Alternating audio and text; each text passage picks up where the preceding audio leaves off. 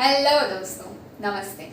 Social મીડિયાના આ યુગમાં કોઈ પણ માહિતી એવી નથી કે જેનાથી લોકો ઝડપથી માહિતગાર ના થઈ શકે. બધી જ વસ્તુઓ લોકોને બહુ ઝડપથી ખબર પડવા લાગે છે.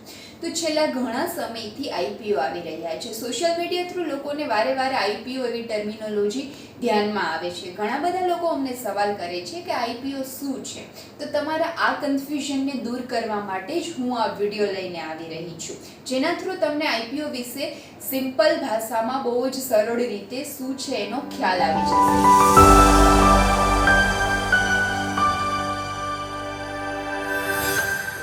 તો હવે સમજીએ ચલો કે આઈપીઓ શું છે.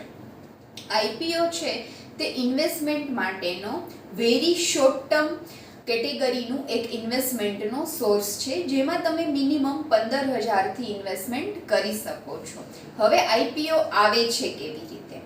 તો કે કંપની છે તે આઈપીઓ લઈને આવતી હોય છે. તો કેવી કંપનીઓ? તો કે જે કંપની છે તે કોન્સ્ટન્ટ ગ્રોથ કરે છે, જેનું ફંડામેન્ટલ સ્ટ્રોંગ છે, જે કોન્સ્ટન્ટ પ્રોફિટ કરે છે, સેલ્સ કરે છે, જેના ક્લાયન્ટ વધે છે, જેની કંપનીની અંદર કામ કરતા એમ્પ્લોયીની સંખ્યામાં પણ વધારો થઈ રહ્યો છે. આવી કંપની કે જે ફંડામેન્ટલી બહુ જ સ્ટ્રોંગ છે, એવી કંપનીઓ આઈપીઓ લઈને આવતી હોય છે. શા માટે આવી કંપનીઓ આઈપીઓ લઈને આવે છે? કેમ કે એ ગ્રોથ કરે છે અને હજુ એને વધારે ગ્રોથ કરવો છે. તો વધારે ગ્રોથ કરવા માટે ફંડની જરૂર પડે, નાણાંની જરૂર પડે. તો આ નાણાં એ કેવી રીતે લાવશે? તો એની પાસે 3 રસ્તા છે. એક તો એ બેંક પાસેથી લોન લઈ શકે, બીજું એ એમના સગા સંબંધીઓ પાસેથી પૈસા લઈ શકે, અને ત્રીજું છે એ આઈપીઓ લાવી શકે.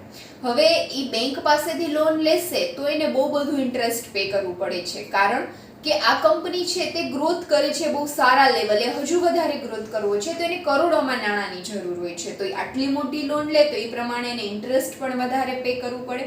પ્લસ કરોડોમાં નાણાંની જરૂર હોય તો સગા સંબંધીઓ છે તે આટલી જરૂરિયાત એની પૂરી કરી શકે નહીં. એટલા માટે આવા પ્રાઇવેટ કોર્પોરેશન્સ હોય તે આઈપીઓ લઈને આવે છે. હવે આઈપીઓની અંદર કરવામાં શું આવે છે?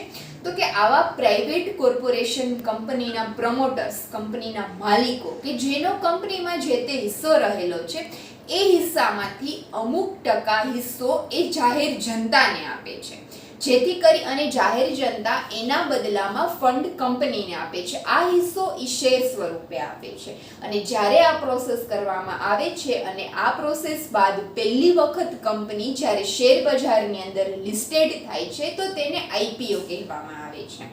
અને આવા શેર્સ જેમને મળે છે એવા શેરધારકોને ઇક્વિટી શેર હોલ્ડર કહેવામાં આવે છે. હવે તમને થશે કે શું આ ઇન્વેસ્ટમેન્ટ રિસ્ક ફ્રી છે? તો તમને હું એનો પણ જવાબ આપી દઉં. મિત્રો, ઇન્વેસ્ટમેન્ટ ઇક્વિટી શેર બજારની અંદર કરવામાં આવતું કોઈ પણ ઇન્વેસ્ટમેન્ટ 100% રિસ્ક ફ્રી હોતું નથી.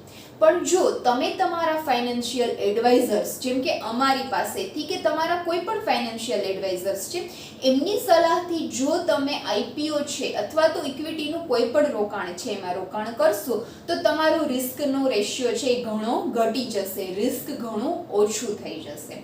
બરાબર? હવે આ આઈપીઓ તમે કેવી રીતે અપ્લાય કરી શકો?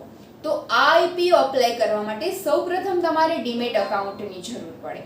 આવું ડીમેટ અકાઉન્ટ તમે તમારા સ્ટોક બ્રોકર પાસે ખોલાવી શકો. જો તમારે ડીમેટ અકાઉન્ટ હોય નહીં તો તમે અમારી પાસે આ ડીમેટ અકાઉન્ટ ખોલાવી શકો છો. પછી ડીમેટ અકાઉન્ટ નંબર થ્રુ અને બેંક ડિટેલ્સ થ્રુ તમે આઈપીઓ અપ્લાય કરી શકો છો. આઈપીઓ તમે ઓનલાઈન અપ્લાય કરી શકો છો, નેટ બેન્કિંગ થ્રુ અને third party mobile applications through, જેમ કે ફોન પે છે, ગૂગલ પે છે, ભીમ છે અને પેટીએમ છે. જો તમે નેટ બેન્કિંગ થ્રુ અપ્લાય કરવા માંગતા હોવ તો તમારા ડીમેટ અકાઉન્ટ નંબર અને બેંક ડિટેલ્સ થ્રુ તમે ડાયરેક્ટ જ અપ્લાય કરી શકશો. પણ જો તમે third party applications through apply કરવા માંગો છો તો તમે તમારા સ્ટોક બ્રોકરની સલાહ મુજબ એ રિક્વેસ્ટ કરશો આઈપીઓના બીડ માટેની, અને પછી જે તે એપ્લિકેશન થ્રુ તમે અપ્લાય કરી શકશો. આવી જ બધી તમારી ફાઇનાન્શિયલ મેનેજમેન્ટ અને ઇન્વેસ્ટમેન્ટ માટેની ઇન્ફોર્મેશન અને અપડેશન માટે અમારી ચેનલને સબસ્ક્રાઇબ કરવાનું ભૂલશો નહીં. અને જો તમારે ઇન્વેસ્ટમેન્ટ કરવું હોય, ડીમેટ અકાઉન્ટ ઓપન કરાવવું હોય તો ડિસ્ક્રિપ્શનની ડિટેલ્સ અમારી કંપની રિગાર્ડિંગ ડિસ્ક્રિપ્શન બોક્સમાં આપેલી છે. Thank you. Stay tune with us.